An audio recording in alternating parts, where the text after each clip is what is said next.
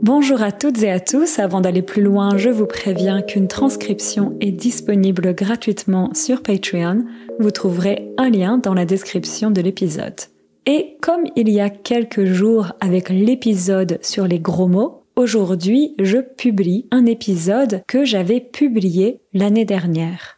Alors, il y a quelques jours, a few days ago, il y a quelques jours, et les gros mots, c'est swear words. Donc, comme il y a quelques jours avec l'épisode sur les gros mots, aujourd'hui, je publie un épisode que j'avais publié l'année dernière. La qualité du son n'était pas très bonne, donc j'ai décidé de supprimer l'épisode et de le réenregistrer avec une meilleure qualité de son. Enregistrer, j'avais déjà expliqué, donc c'est to record. Par exemple, enregistrer un podcast. Réenregistrer, c'est donc enregistrer à nouveau. Donc j'ai décidé de supprimer l'épisode et de le réenregistrer avec une meilleure qualité de son. Enfin, je l'espère. Alors, sans plus attendre, attaquons le sujet du jour. Sans plus attendre, donc littéralement without more wait, donc c'est without further ado. Alors, sans plus attendre, attaquons le sujet du jour. Est-ce que vous aimez la photographie?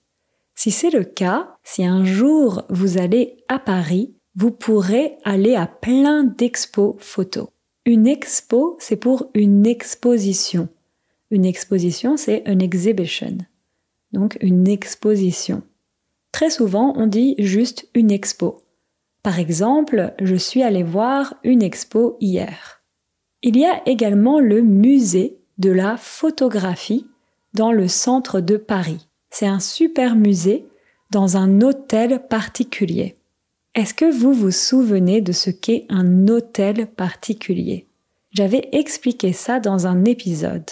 Un hôtel particulier, ce n'est pas un hôtel. C'est une grande maison luxueuse qui était habitée par une seule famille. Une famille bourgeoise généralement. Et aujourd'hui, beaucoup d'hôtels particuliers se sont convertis en musées, comme le musée de la photographie. Et dans le musée de la photographie, ou dans d'autres musées ou galeries d'art, vous pourrez découvrir plein de grands photographes. Alors attention, on dit donc la photographie. Donc la photographie, c'est l'art de photographier. Et un photographe ou une photographe, ce sont donc des personnes qui pratiquent la photographie. Donc on a le verbe photographier, on a le mot la photographie, et pour désigner une personne, c'est un photographe ou une photographe. Et aujourd'hui, je vais vous parler de deux photographes qui sont considérés par beaucoup comme les plus grands photographes de l'histoire française. En tout cas, les plus connus, les plus célèbres. Donc, ces deux photographes, ce sont Henri Cartier-Bresson et Robert Doisneau. Est-ce que vous avez déjà entendu parler de ces deux photographes? Peut-être que vous ne connaissez pas leur nom, mais vous connaissez sûrement ou probablement certaines de leurs photos. Certaines de leurs photos, some of their pictures.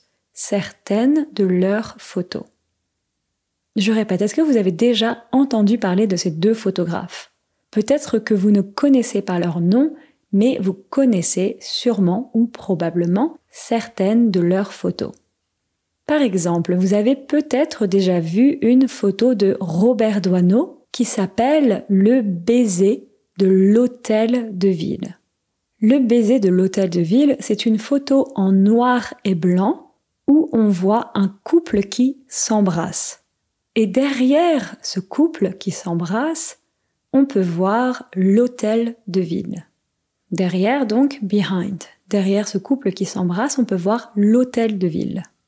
Tout à l'heure, je vous ai parlé des hôtels particuliers. Et là, on a encore une fois le mot hôtel. Mais un hôtel particulier et l'hôtel de ville, ce sont deux bâtiments très différents. Un bâtiment, a building, ce sont deux bâtiments très différents. Comme je disais tout à l'heure, les hôtels particuliers, c'étaient des maisons luxueuses où habitait généralement une famille bourgeoise. Et aujourd'hui, plusieurs hôtels particuliers ont été convertis en musées. Vous voyez, ici on peut dire ont été convertis ou on peut dire ont été convertis. Donc vous pouvez faire la liaison ou pas. Aujourd'hui, plusieurs hôtels particuliers ont été convertis en musées. Et alors, l'hôtel de ville, qu'est-ce que c'est ? En France, un hôtel de ville, c'est la mairie principale d'une ville importante. Une mairie, c'est a town hall, a city hall. Donc par exemple, à Paris, il y a plusieurs mairies, mais l'hôtel de ville, c'est la mairie principale de Paris. Donc maintenant, vous savez ce que c'est un hôtel de ville. Et un baiser, c'est a kiss. Comme je disais tout à l'heure, sur cette photo, on voit un couple qui s'embrasse. Alors, un peu de vocabulaire. S'embrasser, c'est to kiss. Par exemple, ils s'embrassent. Embrasser quelqu'un, c'est to kiss someone. Par exemple, je t'embrasse. I kiss you. And you kiss me. Tu m'embrasses. Donc, je t'embrasse ou tu m'embrasses. Et pour dire a kiss, on peut dire un bisou ou on peut dire un baiser. Et alors, attention, un baiser, c'est donc a kiss, mais si vous dites tout simplement baiser, alors là, ça devient un verbe. Et c'est un verbe qui veut dire to F-word. Donc attention, c'est très vulgaire. Voilà, vous savez tout sur le titre de cette photo, le baiser de l'hôtel de ville. En tout cas, si vous ne connaissez pas cette photo, je vous conseille de la chercher sur Internet. Conseiller, c'est to advise. Je vous conseille de la chercher sur Internet. C'est une très belle photo et c'est une photo qui a fait le tour du monde. Faire le tour du monde, c'est to travel the world. Faire le tour du monde. Par exemple, on peut dire « il a fait le tour du monde ». Ou encore « ce film a fait le tour du monde ». Et donc cette photo, le baiser de l'hôtel de ville, c'est une photo qui a fait le tour du monde. Henri Cartier-Bresson et Robert Doisneau, ce sont deux grands photographes du XXe siècle. Et ce sont deux photographes qui partageaient beaucoup de points communs. Et d'ailleurs, ils étaient amis. Henri Cartier-Bresson et Robert Doisneau étaient deux photographes très engagés. Pendant la Seconde Guerre mondiale, Henri Cartier-Bresson est capturé par les Allemands, par les nazis, et il est mis dans un camp de prisonniers en Allemagne. Il réussit à s'enfuir et il rejoint la résistance en France. Réussir à faire quelque chose, ça aussi je l'ai souvent expliqué, ça veut dire to succeed at doing something. Il réussit à s'enfuir. S'enfuir, qu'est-ce que c'est ? C'est donc to escape. Petit exercice de conjugaison, on va conjuguer le verbe s'enfuir au présent. Je m'enfuis, tu t'enfuis, elle s'enfuit ou il s'enfuit ou on s'enfuit. Alors attention, nous nous enfuyons, vous vous enfuyez et elle s'enfuit ou il s'enfuit au pluriel avec ENT à la fin. Donc Henri Cartier-Bresson, il réussit à s'enfuir de ce camp de prisonniers en Allemagne et il rejoint la résistance en France. De son côté, on his side, de son côté, Robert Doisneau, il avait fait de la calligraphie. Et donc, pendant la Seconde Guerre mondiale, il a aidé les résistants sous l'occupation allemande en fabriquant des faux papiers. Des faux papiers, donc vous comprenez, faux ça veut dire fake. Il a aidé les résistants sous l'occupation allemande en fabriquant des faux papiers. Après la guerre, les deux photographes se spécialisent dans la photographie de rue. Ils prennent des photos de personnes lambda, ils photographient des scènes de la vie quotidienne, des enfants qui jouent dans les rues, etc. Ils photographient la vie, tout simplement. Alors, quelques explications. Qu'est-ce que c'est une personne lambda ? Une personne lambda, c'est une personne ordinaire, tout simplement. Donc ils prennent des photos, attention on dit prendre une photo, ils prennent des photos de personnes lambda, ils photographient des scènes de la vie quotidienne, donc quotidien c'est daily, la vie quotidienne, daily life, ils photographient des scènes de la vie quotidienne, des enfants qui jouent dans les rues, etc. Ils photographient la vie, tout simplement. Robert Doisneau est particulièrement connu ou célèbre pour ses photos en noir et blanc d'enfants. Des photos pleines de nostalgie, de souvenirs et de spontanéité. Alors attention, spontanéité, c'est pas facile à prononcer. Et Doisneau a vécu toute sa vie à Paris. Donc la grande majorité de ses photos ont été prises à Paris. Alors il a vécu, ça vient donc du verbe vivre. Je vis, le passé c'est j'ai vécu. Et donc Doisneau a vécu toute sa vie à Paris. Donc la grande majorité de ses photos ont été prises à Paris. Comme je disais, on dit prendre une photo, et donc une photo a été prise. A picture has been taken. Et donc au pluriel, c'est ces photos ont été prises. La grande majorité de ces photos ont été prises à Paris. Si vous voulez découvrir le Paris du XXe siècle, les photographies de Robert Doisneau seront parfaites pour vous. Dans cet exercice de photographie de rue, Robert Doisneau et Henri Cartier-Bresson essayent de capter l'instant décisif. Essayez to try. Ils essayent de capter l'instant décisif. C'est quoi l'instant décisif ? Il n'y a pas de définition exacte, c'est très subjectif, mais c'est l'idée d'utiliser son instinct, sa réactivité, pour immortaliser un moment de la vie quotidienne. C'est donner un peu de magie à des moments simples de la vie. Je répète parce que c'est un peu compliqué. C'est quoi l'instant décisif ? Comme je disais, il n'y a pas de définition exacte, c'est très subjectif, mais c'est l'idée d'utiliser son instinct, sa réactivité pour immortaliser un moment de la vie quotidienne. C'est donner un peu de magie à des moments simples de la vie. Par exemple, c'est immortaliser un baiser, un rire, un regard, etc. Un rire, a laugh. Un regard, a gaze. Donc, par exemple, c'est immortaliser un baiser, un rire ou un regard. Je vous donne quelques exemples pour utiliser le mot « un regard ». On peut dire, par exemple, « elle a un beau regard ». Ou par exemple, « il a un regard intense ». Un dernier exemple, « ils ont échangé un regard ». En parallèle de la photographie de rue, Robert Doisneau fait également des photos pour des magazines comme Vogue. Plusieurs de ces photographies sont achetées par le magazine américain Life. C'est le cas, par exemple, de la photo « Le baiser de l'hôtel de ville ». Cette photo a été achetée par le magazine américain Life. Et comme je disais, Robert Doisneau a habité toute sa vie à Paris.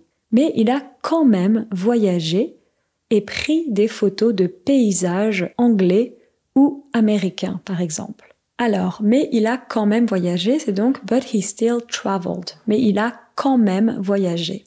Robert Doisneau a habité toute sa vie à Paris, mais il a quand même voyagé et pris des photos de paysages anglais ou américains. Un paysage, a landscape. Donc il a pris des photos de paysages anglais ou américains. Mais c'est surtout pour ces photos en France qu'on le connaît. De son côté, Henri Cartier-Bresson voyageait beaucoup pour photographier le monde. Il a pris des photos en Chine, notamment où il était pendant la guerre civile et pendant le régime communiste de Mao Zedong. Il aimait aussi la danse, donc il a pris plein de très belles photos de danseuses et de danseurs. Et il s'intéressait à beaucoup d'autres choses comme le dessin, le tir à l'arc et le bouddhisme. Le dessin, c'est drawing, le dessin. Le tir à l'arc, c'est archery. Donc il s'intéressait à beaucoup d'autres choses comme le dessin, le tir à l'arc et le bouddhisme. Il a photographié plusieurs grands maîtres bouddhistes du Tibet, comme le Dalai Lama. Et il a milité pour la cause tibétaine en dénonçant les persécutions de la Chine envers les Tibétains. Envers, c'est towards, envers les Tibétains. Henri Cartier-Bresson, c'est aussi l'un des fondateurs de l'agence de presse photographique Magnum Photo. En 1947, il fonde l'agence Magnum Photo avec d'autres photographes, comme par exemple Robert Capa. Donc vous voyez, on a le verbe fonder, je fonde, tu fondes, il fonde, etc. Et ensuite, on a le mot un fondateur ou une fondatrice, et donc le pluriel des fondateurs ou des fondatrices. Donc Henri Cartier-Bresson, c'est aussi l'un des fondateurs de l'agence de presse photographique Magnum Photo. En 1947, il fonde l'agence Magnum Photo avec d'autres photographes comme par exemple Robert Capa. J'avais fait un épisode sur le grand photographe Robert Capa. Si jamais vous avez envie d'écouter cet épisode, l'épisode s'appelle « Rencontre à Paris d'un couple légendaire ». Je pourrais vous raconter plein d'autres choses sur la vie de Robert Doisneau et d'Henri Cartier-Bresson, mais le mieux, bien sûr, c'est de voir leurs photos. Si vous êtes à Paris ou si vous allez à Paris un jour, vous pouvez visiter la fondation Cartier-Bresson. Et pas très loin de Paris, not far from Paris, et pas très loin de Paris, vous pouvez visiter la maison de la photographie Robert Doisneau. Voilà, j'espère que vous avez bien aimé cet épisode et que ça vous a donné envie de découvrir les photos de ces deux grands photographes français. Et tout de suite, la version rapide de cet épisode. Alors, comme je vous disais, si vous aimez la photographie, si un jour vous allez à Paris, vous pourrez aller à plein d'expos photos.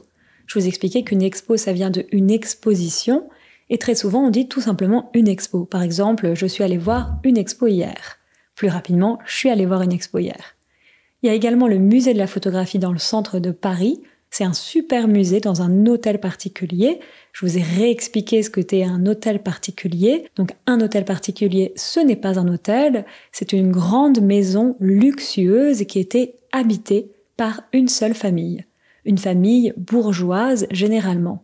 Et aujourd'hui, beaucoup d'hôtels particuliers se sont convertis en musées, comme le musée de la photographie. Et dans le musée de la photographie ou dans d'autres musées ou galeries d'art, vous pourrez découvrir plein de grands photographes. Et aujourd'hui, je vous ai parlé de deux photographes qui sont considérés par beaucoup comme les plus grands photographes de l'histoire française, en tout cas les plus connus. Henri Cartier-Bresson et Robert Doisneau. Comme je vous disais, peut-être que vous ne connaissez pas leur nom, mais que vous connaissez certaines de leurs photos. Par exemple, vous avez peut-être déjà vu une photo de Robert Doisneau qui s'appelle « Le baiser de l'hôtel de ville ». C'est une photo en noir et blanc où on voit un couple qui s'embrasse et derrière ce couple qui s'embrasse, on peut voir l'hôtel de ville. Tout à l'heure, je vous ai parlé des hôtels particuliers et là, on a encore une fois le mot hôtel, mais un hôtel particulier et l'hôtel de ville, ce sont deux bâtiments très différents. Les hôtels particuliers, c'était donc des maisons où habitait généralement une famille bourgeoise, et aujourd'hui, plusieurs hôtels particuliers ont été convertis en musées. Et alors, l'hôtel de ville, c'est la mairie principale d'une ville importante. À Paris, il y a plusieurs mairies, mais l'hôtel de ville, c'est la mairie principale de Paris. Et je vous expliquais un petit peu c'est quoi un baiser. Le baiser de l'hôtel de ville. Comme je disais, sur cette photo, on voit un couple qui s'embrasse, et donc un baiser, c'est a kiss. Je vous ai donné différents exemples, donc on a le verbe s'embrasser, il s'embrasse, on peut dire embrasser quelqu'un, je t'embrasse ou tu m'embrasses, et ensuite on peut dire pour a kiss, on peut dire un bisou ou un baiser.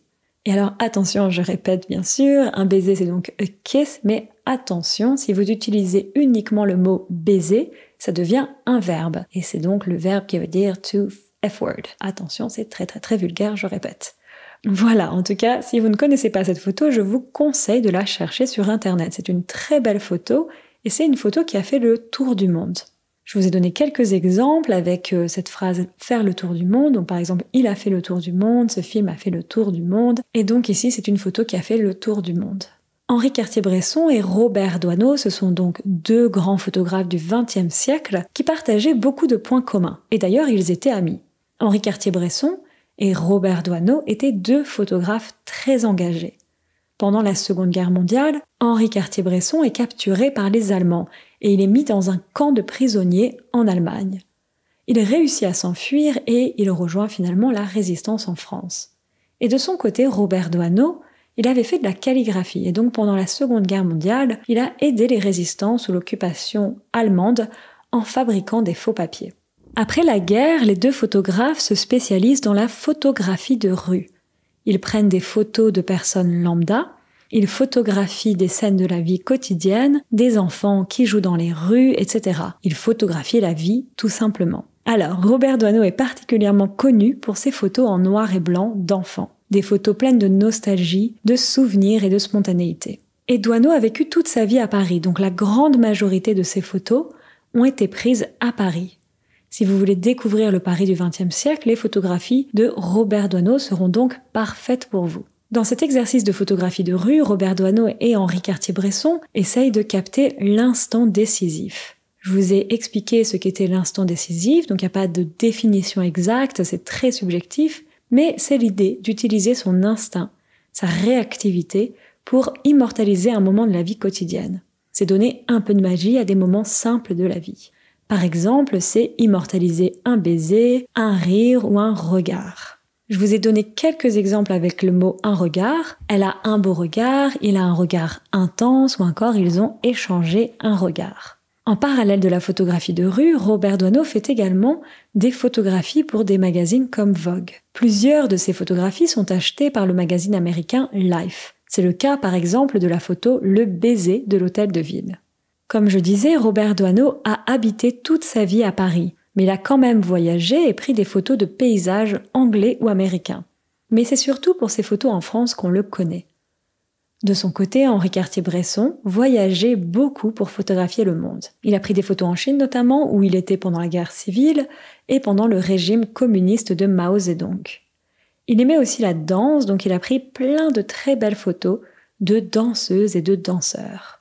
Et il s'intéressait à beaucoup d'autres choses, comme le dessin, le tir à l'arc et le bouddhisme. Il a photographié plusieurs grands maîtres bouddhistes du Tibet, comme le Dalai Lama, et il a milité pour la cause tibétaine en dénonçant les persécutions de la Chine envers les Tibétains. Henri Cartier-Bresson, c'est aussi l'un des fondateurs de l'agence de presse photographique Magnum Photo. En 1947, il fonde l'agence Magnum Photo avec d'autres photographes, comme par exemple Robert Capa.